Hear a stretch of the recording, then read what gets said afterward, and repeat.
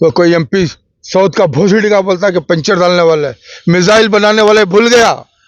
अब समझ रहे ना मेरा इशारा? जी जी। किधर भी करो, एचडीपी में कोई अच्छा काबिल है उसे ले लो, एमआईएम में कोई अच्छा काबिल है उसे ले लो। कौन रात को बैठ के ले बाबा करने वाले ये काले रसूल के ऊपर उंगली उठाते हैं। हम फकीर हैं भाई अल्लाह के, ये जो करते हैं अल्लाह को राजी करने के लिए काम कर रहे हैं ना। तो इस तरह मैं हक ही बोलता हूँ, चाहे वो नासिर हुसैन हो, रिजवान अरशद हो, ज़मीर अहमद हो, चाहे एन हारिस हो, यूटी खादर हो, जो भी मुसलमानों के नाम के गए ना आप लोग, तो हमें पूछने का हक है। आपकी गलती हो तो बताने का भी हक है, जताने का भी हक है। इनको इनकी फिक्र, इनके आका कौन, इनका और ये मेंबर पे कुछ है नहीं, उलमा बन करके मुल्ला, ऐसे लोगों के आका ये गद्दार सियासतदान। तो ये गद्दार और मक्कार तो और क्या है? क्या इनको भी सर पे ताज बिठा रही है उलमा?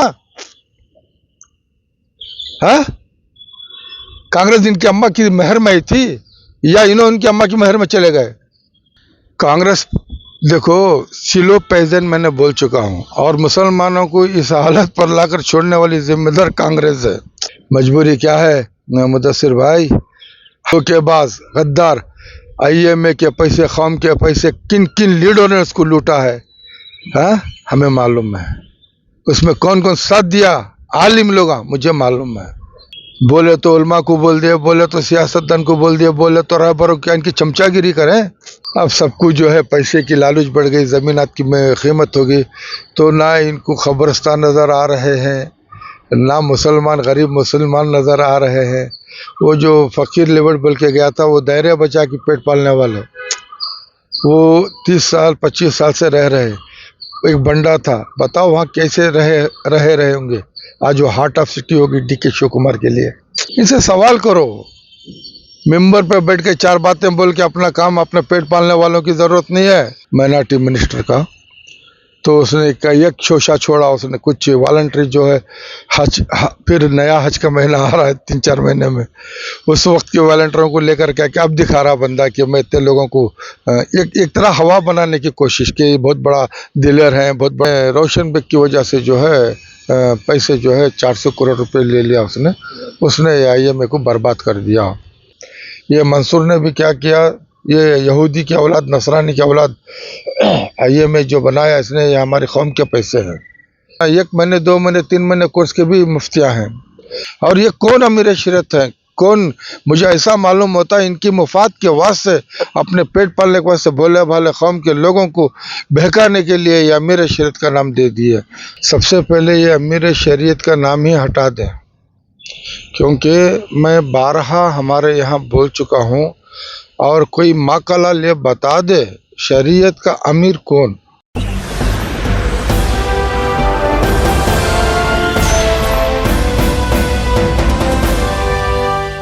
रियासती कर्नाटक की मारूफ शख्सियत बाबा मुजाहिद अली बाबा जी इस वक्त हमारे साथ मौजूद हैं। हम इनसे आज इन रियासत के अहम मसाइल पर, जैसे कि शरीयत, अमीर शरीयत का मामला हो, या फिर रियासत के जो मौजूदा सियासी और समाजी हालात पर हैं, उन पर हम ख़ास गुफ्तगू करने के लिए इनके साथ मौजूद हैं। इस्तकबाल है बाबा जी आपका इनकलाब न्यूज़ में। सबसे पहले आप ये बताएं कि इस वक्त रियासत कर्नाटक में मुसलमानों पर जो अला एक तरह से जुल्म हो रहा है, जो खामोश मीठा जुल्म कहा जा सकता है, उस पर आप क्या कहेंगे? सबसे पहले ये अमीर शरीयत का नाम ही हटा दें, क्योंकि मैं बारहा हमारे यहाँ बोल चुका हूँ, और कोई माकाला ले बता दे शरीयत का अमीर कौन।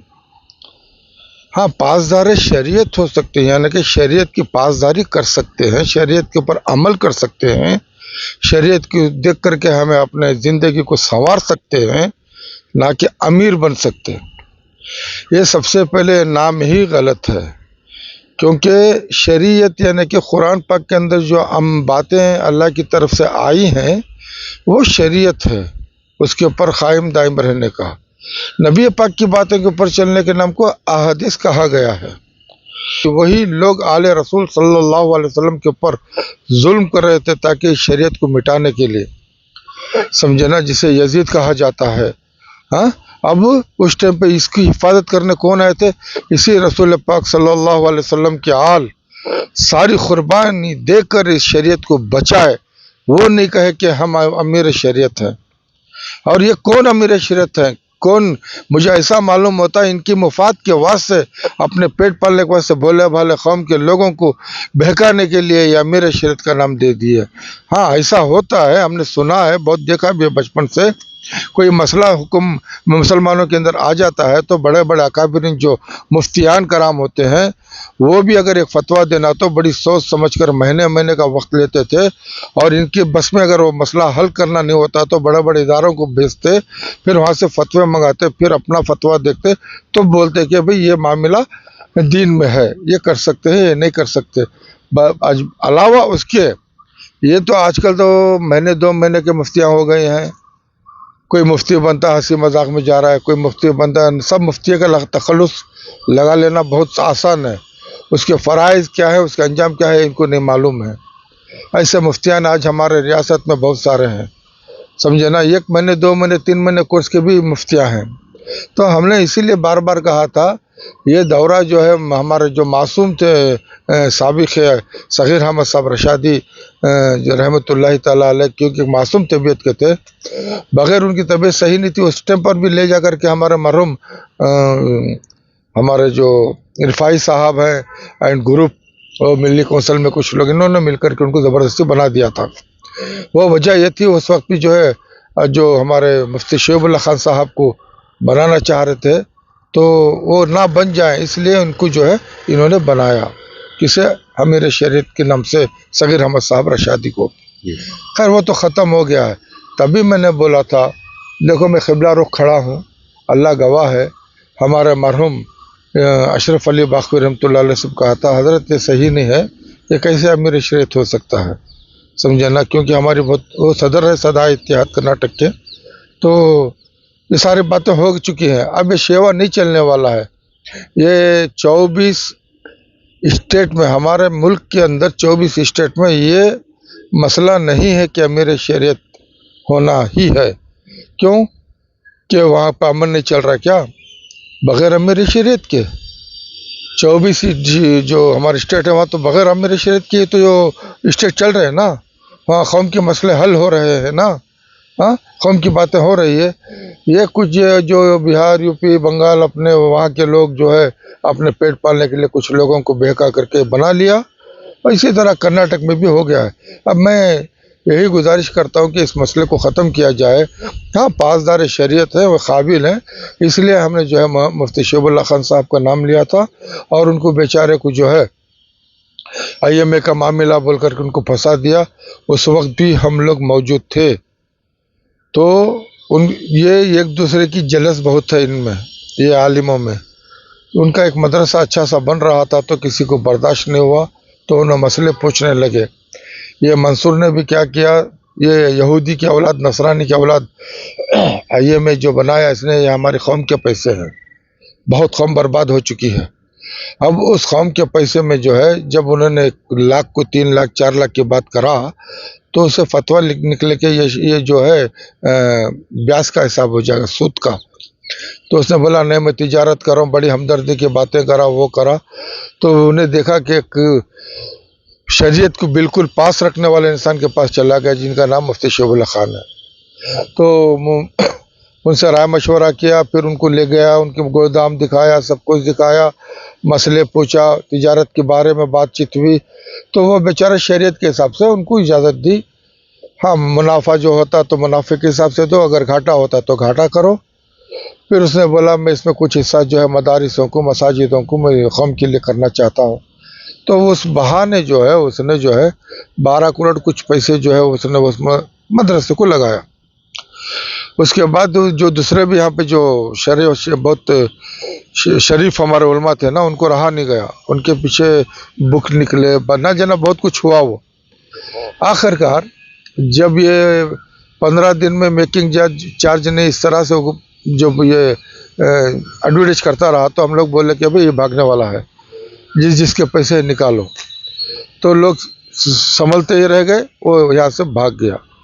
उल्टा क्या हुआ कि भाई इसमें रोशन बेग की वजह से जो है पैसे जो है 400 करोड़ रुपए ले लिया उसने IMA को बर्बाद कर दिया। क्योंकि मंसूर को जिस तरह आगे खड़ा करके जो पीछे से पॉलिटिकल खेल है ना, मैं जानता हूँ उनको, समझ गए। तो रोशन बेग सीनियर आदमी था कांग्रेस पार्टी के अंदर, उसे किसी भी तरह से ख़त्म करना था। इसमें सिद्धरामैया था और जो सिद्धरामैया के वफादार हैं वो रोशन बेग को ख़त्म करना था। तो 400 करोड़ का मामला लेके आए, पूरी कौम के सामने उस बंदे को मुजरिम करार दे दिया गया। दूसरा पैसा कहाँ गए? मुफ्ती शोएब खान साहब के ऊपर आ गए कि इन्होंने भी कौम का पैसा लिया, IMA का लेकर के मदरसा बना लिए। ये सारी बातें अफवाहें उठी। फिर मैं देखा ये क्या हो रहा है, तो मैंने भी स्टेटमेंट दिया था उस टाइम पे। ठीक है भाई, अगर ये जो मंसूर के पैसे जो है 400 करोड़ रोशन बेग ले लिया और मुफ्ती शोएब खान ले लिया, तो ठीक है, बहुत अच्छी बात है। बाकी के जो 4000 5000 जो करोड़ बोल रहे हैं ना, ये बाकी के पैसे लेके आ जाओ, मैं पैसे निकाल के दे देता हूँ, ये मैंने कहा था, समझे ना। बाकी के पैसों की बात नहीं है, सिर्फ इन्हीं बातों को लेकर के इन्होंने इस तरह से बदनामी की। एक आप जाके इंटरव्यू लो मुफ्ती शोएब खान साहब का, कि एक तरह से मासूम इंसान है वो, समझे ना। अपनी शरीयत के हिसाब से चलने वाला है वो, किसी की बात सुनने वाला इंसान नहीं है। मुझे भी एक दफ़ा जो है कुछ बात है, तो मुझे भी उन्होंने मेरी बात को इनकार कर दिया था, जबकि ऐसी कोई बात नहीं थी, सिर्फ पॉलिटिकल की बात थी कि वहाँ पे कुछ जाना था। हज़रत आप चलिए, तो बोले मैं उन लोगों के साथ नहीं जाता। ये बात मुझे उन्होंने काटी थी। अच्छा लगा मुझे, जो इंसान पासदारी करता है शरीयत की, वो इंसानों की ज़रूरत है। इसलिए लास्ट टाइम भी मैंने बोला था, पासदार शरीयत बन सकते, मेरी शरीयत नहीं बन सकती। ये बात था मसला।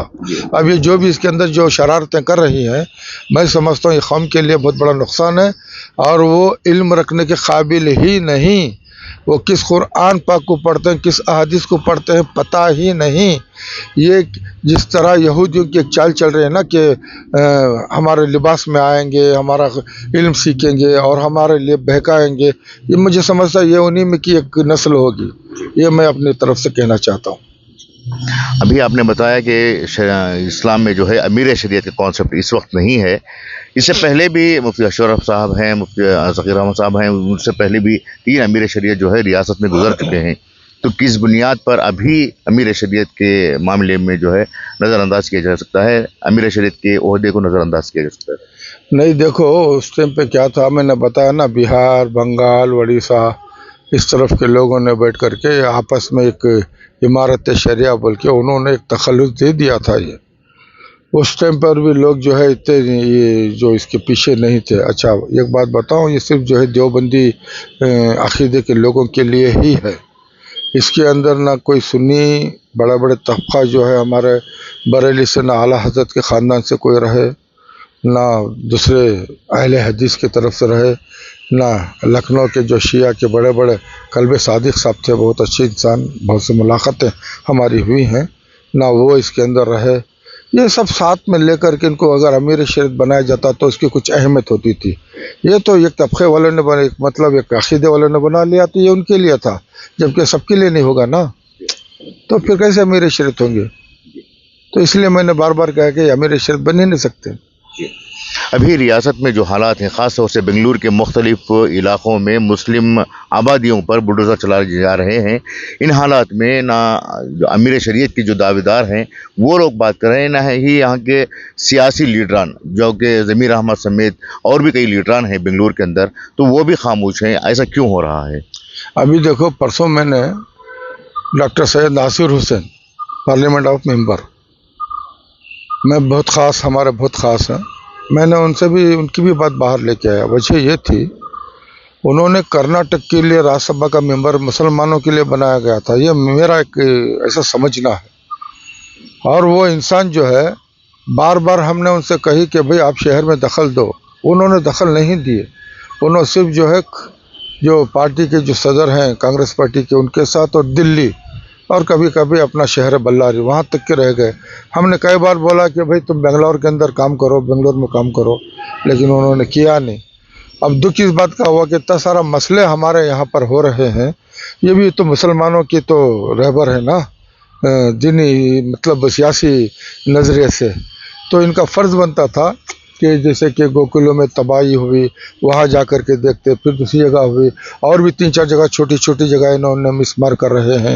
ये सब सारा इल्म है ना एक राज्यसभा का एमपी होने के नज़रिए से ये इनकी पार्टी को जा करके यहाँ के मामलात का जो नज़रिया है वहाँ रख सकते थे, उन्होंने नहीं रखा। तो मैंने बोला कि फिर नाकाम है ये, मैंने बोला इस नज़रिए से बोला कि बेकार है, नाकाम है, ये मैंने कहा उनके लिए भी। अब रही लोकल, यहाँ तो सिर्फ एक ही लीडर है जो आपने जिसका नाम लिया, BZ ज़मीर अहमद खान, उसके सिवा कोई लीडर नहीं है, क्योंकि कर्नाटक में किसी ने नहीं जना है। हमारे यहाँ मेरी भी 38 ईयर सियासतदानों में मेरा बैठना उठना चलना फिरना सब रहा, मैं भी अच्छे अच्छे को देखा हूँ। पहले की लीडरशिप में क्या थी, किसी के बारे में कुछ बुरा बोल रहे हैं तो उसमें गैरत आती थी, उसे संवारना और संभालने के लिए काम करता था और अपने आप को शर्मिंदा होता था, और ज़्यादा भी होगा तो रिज़ाइन दे के चला जाता कि मेरी बदनामी हो गई। आज ये सारी बातें ख़त्म है, यहाँ ना उनके लिए गैरत है, ना हया है, ना शर्म है, एक तरह से ढोंगबाजी है, दिखावा है। अभी देखो इतना सारा मसला हुआ, कुछ चंद जगह के ऊपर इल्ज़ामात हुए तो मुसलमानों के अंदर ज़रा वो विखार ख़त्म होते गया, तो तुम्हारे माइनॉरिटी मिनिस्टर का, तो उसने एक शोशा छोड़ा, उसने कुछ वॉलंटरी जो है फिर नया हज का महीना आ रहा है 3-4 महीने में, उस वक्त के वॉलंटियरों को लेकर क्या अब दिखा रहा बंदा कि मैं इतने लोगों को एक तरह हवा बनाने की कोशिश की, बहुत बड़ा दिलर हैं, बहुत बड़ा हमदर्द हैं, हाँ, और इनके सिवा कोई है नहीं। तो मैंने इनसे पहले भी कहा था, भाई सिर्फ तुम्हारे इलाके के यहाँ की बातें छोड़ो, तो आप रियासत के मिनिस्टर हो, तो बताओ आपने कौन कौन से डिस्ट्रिक्ट में कौन कौन सा काम किया, शहर में कितना मुसलमानों को काम किया, अगर वाकई लीडर हैं तो। अब रही औकाफ की बात, आज हम जहाँ खड़े हैं मरहूम कुद्दुस साहब रहमतुल्लाह अलैह की देन है, यहाँ पर ईदगाह है, आलीशान मस्जिद है, हाँ, ये जो गढ़ रहे हैं ना कब्रस्तान, सब उनकी देन की बदौलत गढ़ रहे हैं, वरना इनको गढ़ने की भी जगह नहीं थी इधर। और इनको देख करके ना कोई पॉलिटिशियन जगह बनाया, ना कोई मौलवी मुफ्ती जगह का इंतज़ाम किया। अब बताइए हमारी बदनसीबी क्या है। अब ये दीनी रहबर दीनी रहबर दीनी रहबर बोलते हैं ना, दीन की रहबर का मतलब क्या है? मुसलमानों की भलाई फलाई बेबहूदी के लिए काम करने वाला का नाम वो हमारा दीनी रहबर है। सिर्फ मेंबरों पर बैठ के वास करके अपनी मिल्कियत बचा लेना, अपने आप को वाहवागिरी कर लेने का नाम नहीं है।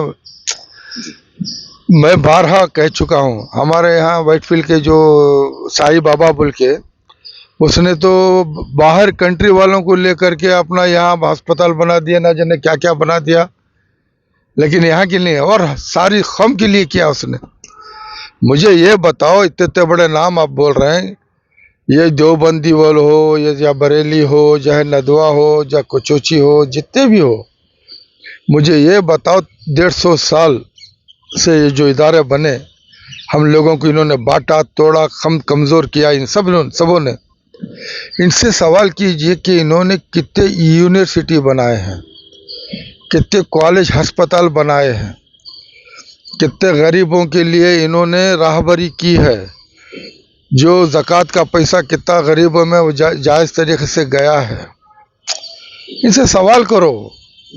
मेंबर पे बैठ के 4 बातें बोल के अपना काम, अपने पेट पालने वालों की ज़रूरत नहीं है इस कौम को, समझ गए ना? ये जो मक्कारी इन लोगों में है, इसे पहले देखो। इन्होंने मुसलमानों की फिक्र ही नहीं है। जितनी हमारी मिल्कियत थी, सारी मिल्कियत ख़त्म हो चुकी है। औकाफ की मिल्कियत, इतनी मिल्कियत थी, इस मिल्कियत को संभाल लेते हमारे, चाहे रहबर दीनी हो चाहे सियासी हो। आज मुसलमान कौम इस तरह जलील नहीं होती थी। अब देखो 30 साल पहले की बात बोल रहा हूँ, हमारे यहाँ बहुत ज़मीन खाली थी, लोगों का आना भी कम था। ये रामकृष्णा जो हमारा जो सॉरी एसएम कृष्णा जो है, उसकी बदौलत जो उसने ये जो लेके आया IT BT फलां BT बोल के, उसकी वजह से सारे दुनिया के लोग बेंगलोर में आ गए। अब सबको जो है पैसे की लालच बढ़ गई, ज़मीनात की कीमत हो गई, तो ना इनको कब्रिस्तान नज़र आ रहे हैं, ना मुसलमान गरीब मुसलमान नज़र आ रहे हैं। वो जो फ़कीर लेवल बोल के गया था, वो दायरे बचा के पेट पालने वाले, वो 30 साल 25 साल से रह रहे, एक बंडा था, बताओ वहाँ कैसे रहे होंगे। आज वो हार्ट ऑफ सिटी होगी डीके शिव कुमार के लिए, समझ में आ रहा ना। अभी वहाँ गए थे, वो कुछ तनिसंदरा देखे और कुछ और भी छोटे छोटे चुनाव में। ये बुलडोजर गवर्नमेंट नहीं है। मैं ये बोलना चाहता हूँ, गवर्नमेंट कौन सी भी बनती किसकी वजह से, हम लोगों की वजह से ना। इसे उठा के देने वाले जो कौन है, मेंबर पे खड़े हुए मौलविया ना, हाँ, इनका फर्ज बनता था ना। मुसलमानों को किस किस किस चीज़ की ज़रूरत है। मुसलमानों को मदारिस की भी ज़रूरत है, मसाजिद की भी ज़रूरत है, ख़बरस्तानों की भी ज़रूरत है, दुनियाई एजुकेशन की भी ज़रूरत है, जिस्मानी हेल्थ के लिए भी ज़रूरत है। ये फ़राइज़ था ना ये दीनी रहबरों का। क्या मुंह में क्या जामुन और लड्डू पिघल गए इनके। बोले तो उलमा को बोल दिया, बोले तो सियासतदान को बोल दिया, बोले तो रहबरों क्या इनकी चमचागिरी करें। इस दौर के अंदर ना ईमान सलामत है ना दूसरा। अब मैं इसीलिए बोल रहा हूँ, मैं जितने भी हमारे जितने भी हमारे जो है ये कौम की जो सियासी या दीनी चार बात आवाम को बताने से पहले अपने गिरेबान में झांकना चाहिए। शरीयत की बात करने वाले शरीयत पे ये कितने कायम दायम है, इसे देखना चाहिए। हदीस की बात करने वाले अल्लाह के नबी सल्लल्लाहु अलैहि वसल्लम किस तरह रह करके चल करके सो करके बताया, उसको देखना चाहिए, तब अहदीस की बात करें, समझे ना। ये आज मुसलमान कौम ज़रा बहुत भी अगर दिन की बात है तो वो गरीब लोगों में ईमान और दिन की बात है, बाकी किसी को मतलब नहीं है। कोई नाजायज़ तरीके से 4 पैसे कमा के अपने आप को बहुत बड़ा समझने लगता है। नाजायज़ धोखेबाज गद्दार IMA के पैसे, कौम के पैसे, किन किन लीडरों ने उसको लूटा है, हाँ, हमें मालूम है। उसमें कौन कौन साथ दिया, आलिम लोग, मुझे मालूम है। और अपने आप को फिर सब जो है दूध के धुले नज़र आने की कोशिश करते हैं कौम की नज़र में। मजबूरी क्या है मुदस्सिर भाई। और सवाल ये है कि जिस तरह से मुफ्ती शोएबुल्लाह साहब का नाम जो है IMA के घोटाले में आ रहा है, इसी तरह से दीगर उलमा का नाम भी IMA के मामले में है। ऐसे में अमीर शरीयत के मामले में उन लोगों को अहमियत दी जा रही है जिनका नाम अखबारात में भी आया था और मीडिया में भी आया था, लेकिन FIR में नहीं आया। तो क्या ऐसे लोग अहल हैं अमीर शरीयत बनने के? देखो साहब, मैंने बताया एक ही लीडर है मुसलमानों का इस गवर्नमेंट में, वो इसको मैंने मिसाल दिया हूँ पहले। जो BJP गवर्नमेंट जो चल रही है ना, उसके मंत्रियों को देखो, जानी, हरामी, शराबी, धोखेबाज, लुटेरे, जितना भी आप मुल्क में करो उनके पास चले जाओ, वो दूध के धुल जाते हैं। इसी तरह हमारे एक मिनिस्टर के पास जो भी करो उसके पास चले जाओ, वो मिनिस्टर सबको साफ कर दे के सबका नाम ऊंचा कर लेगा। ये मिसाल मैं पहले दे चुका हूँ जी। आखिर में एक सवाल ये भी है कि कांग्रेस हुकूमत को मुसलमानों की हमदर्द हुकूमत कहा जाता है, लेकिन हिजाब का मामला अभी जूं का तू है और दूसरा जो रिजर्वेशन का मामला है वो भी अभी अटका हुआ है। तो क्या वाकई में कांग्रेस हुकूमत मुसलमानों की हमदर्द है? कांग्रेस देखो, सिलो पैजन मैंने बोल चुका हूँ, और मुसलमानों को इस हालत पर लाकर छोड़ने वाली जिम्मेदार कांग्रेस है, समझे नहीं। और हमारे लोगों में इतना शऊर भी पैदा नहीं हुआ, हम भी अपनी हिकमत से हम एक अलग अपने अपने काबिल इंसानों को कैसे इस जो असम्बली हो चाहे पार्लियामेंट हो चाहे इसमें हम भेजें, ये हम लोगों में भी इतनी काबिलियत नहीं रही। इसीलिए बोलता हूँ ना, दीनी हो चाहे सियासी हो, हमारे लिए सबसे बड़ा नुकसानदा है। आपने क्या उठाया, हिजाब, अजान, परसेंटेज किसने लाया था, देवेगौड़ा। हिजाब का मामला आया, अजान का मामला आया, मंदिरों के पास तिजारत नहीं करने का मामला आया, हाँ, गाँव कशी का मामला आया, लिंचिंग का। कांग्रेस पार्टी थी ना, मतलब BJP वाले थे, कांग्रेस भी सामने थी ना, अपोजिशन में बोल सकते थे ना। किसी ने मुंह में लड्डू रखे तो बोले नहीं ना। बोला था कौन, कुछ भी हो, HD कुमारस्वामी बोला था, हर आवाज़ में उसने उठाया था। लेकिन इलेक्शन आते ही हमारा वफादार मेंबर के जो मौलवी हैं इस तरह से वफादारी दिखाया ना कांग्रेस पार्टी को, उसका ये नतीजा है जो बुलडोजर चल रही है। अगर हमारे बीच में हम लोग JDS के अंदर भी 50-60 होते, इधर भी होते, हम बैलेंस करते तो हमारे लिए कुछ फ़ायदा था। अरे बीजेपी में चले गए, बीजेपी में चलेगा अरे ये कांग्रेस, ये तो इससे पहले बीजेपी में जाके तो हुकूमत गिराए थे। जी। अब ये क्या इनका रिश्ता नहीं है बीजेपी से? मैं बताऊं किस किस का रिश्ता किस किस से है। कुछ बीजेपी के एमएलए को तुम्हारे चहेते मिनिस्टर जो हैं वो जाकर के उनको जिताते हैं, मालूम है आपको? मुझे मुंह मत खुलवाइए।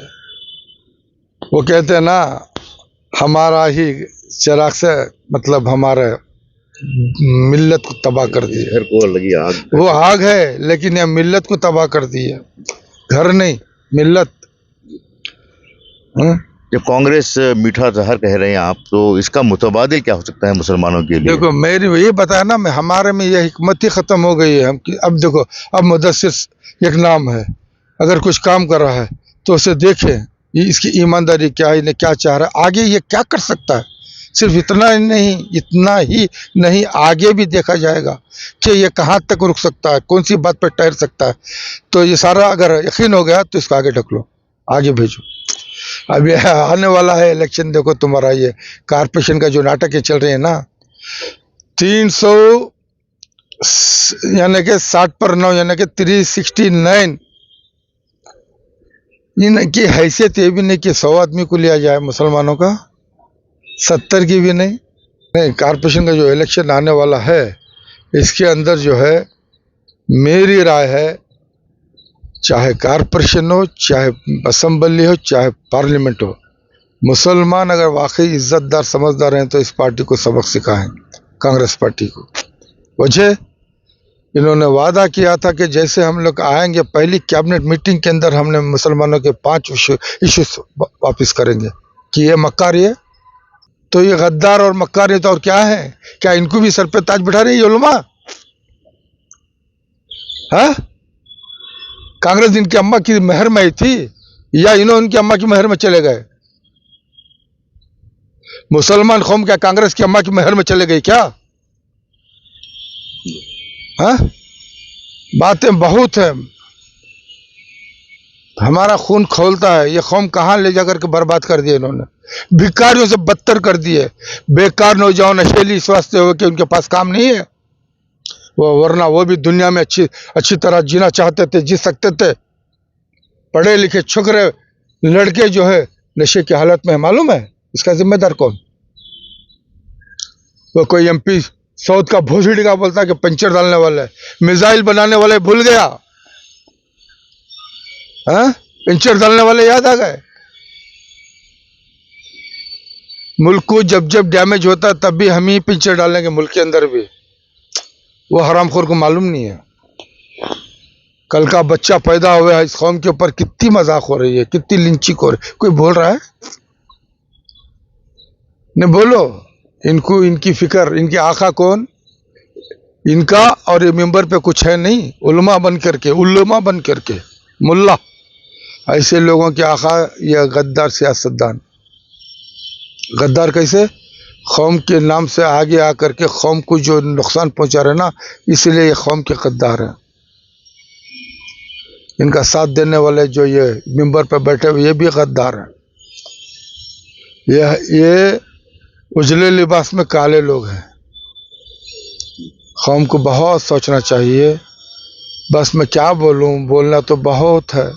तो इस तरह मैं हक ही बोलता हूँ, चाहे वो नासिर हुसैन हो, रिजवान अरशद हो, ज़मीर अहमद हो, चाहे एन हारिस हो, यूटी खादर हो, जो भी मुसलमानों के नाम के गए ना आप लोग, तो हमें पूछने का हक है।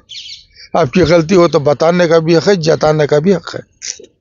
मैं हक के लिए बात करता हूँ, कौम के लिए बात करता हूँ। लोग समझते होंगे, कुछ अनजाने लोग होते हैं ना, वो भी समझते कि भाई ये कुछ पैसे वैसे के लिए। अगर मैं चाहता मुरीद तो लाखों मुरीद बनाकर बैठ सकता था। ऐसे हमारे भी कुछ पीरा हैं, ये भी सुन लो।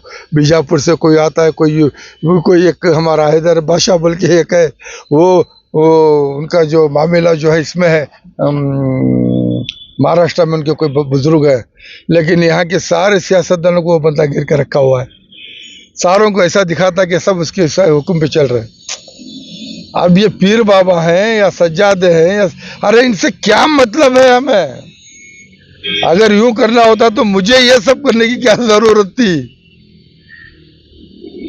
HD देवेगौड़ा जैसा इंसान 10-10 मरतबा उठे तो जाते, उठ के खड़ने वाला, बैठने वाला, इज्जत करने वाला, हर बात मानने वाला, अगर बगैर मेरे हिसाब के मैंने बिग फर्म्स इशू करता था, उसके पास इतना पावर रखता था, लेकिन कभी किसी से 10 रुपए नहीं लेते थे।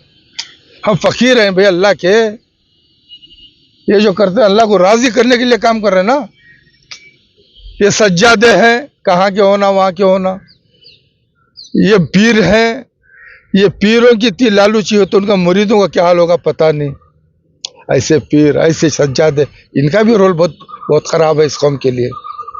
अब देखो, आज आले रसूल सल्लल्लाहु अलैहि वसल्लम ख्वाजा बंदा नवाज गए सुदराज सुबूत के साथ, उनके वालिद जो आज बैठे चेयरमैन, उनके वालिद को भी उन्होंने नुकसान पहुंचाया। वो भी हमारे सदा इत्तेहाद के सरपरस्त है। उससे पहले भी मुलाकातें थी हजरत की, इतने मासूम थे खुसरो हुसैनी बाबा रहमतुल्लाह अलैह। आज उनके साहबजादा चेयरमैन बन के आए तो उनके लिए काम करने नहीं देते। कौन? रात को बैठ के ले बाबा करने वाले एक आले रसूल के ऊपर उंगली उठाते हैं, और कौम के लूटने वाले मक्कर गद्दार बैठे हुए ना, उनको काम करने नहीं देते, उनको कमजोर समझते। उनको नहीं मालूम इनका हशर क्या होने वाला है। सैयदों का काम, जो वो सही सैयद है, वो उनका काम ही सब्र करने का है। वो तो सब्र कर रहे हैं, लेकिन इनका अंजाम बहुत बुरा होगा। इसलिए मैं ये इलेक्शन में भी बोलना चाहता हूँ, आने वाला जब भी आ जाए, मुसलमान हरगिज इस मक्कार पार्टी को वोट ना दें, किसी भी चुन ले। अभी बैठे बैठे वो MIM का इतना बड़ा तुम्हारा महाराष्ट्र में एक रिजल्ट आ गया, महाराष्ट्र में रिजल्ट आया, HDP वाले ज़माने से चिल्ला रहे हैं, उन्हें जाकर के 5 या 6 वहाँ पे बिहार में MLA खड़ा कर लिया, महाराष्ट्र में खड़ा कर लिया। देखो, अगर आदमी वो जैसा भी, अब ये सही नहीं तो वो कहाँ से सही, वो सही नहीं तो इन्हों कौन से सही, वो B टीम तो ये C टीम क्या। अगर कोई तुम्हारे हक में आवाज उठाने के काबिल है तो उसका साथ दे दो, ये हिकमत अपनाओ। आप समझ रहे ना मेरा इशारा? जी जी, किधर भी करो, HDP में कोई अच्छा काबिल है उसे ले लो, MIM में कोई अच्छा काबिल है उसे ले लो, और दूसरी पार्टी बने उसे ले लो। अभी छोड़ो इनका पीछा, बताया ना इनकी मेहर में नहीं गए हम लोग। ये मेरे आने वाले वक्त में और भी बहुत कुछ जाएंगे इसके अंदर, इंशाअल्लाह। मैं बोलता हूँ ये थे बाबा जी जिन्होंने रियासत कर्नाटक के मौजूदा हालात पर तफसीली गुफ्तगू की। उन्होंने ये वाज़ेह कर दिया है कि आज मखसूस लोग जो है उम्मत मुस्लिमा को अपना ग़ुलाम बनाने की कोशिश कर रहे हैं, जिनसे आज़ादी हासिल करना आज मुसलमानों की जिम्मेदारी है। मुदस्सिर अहमद, इनकलाब न्यूज़, बेंगलुरु।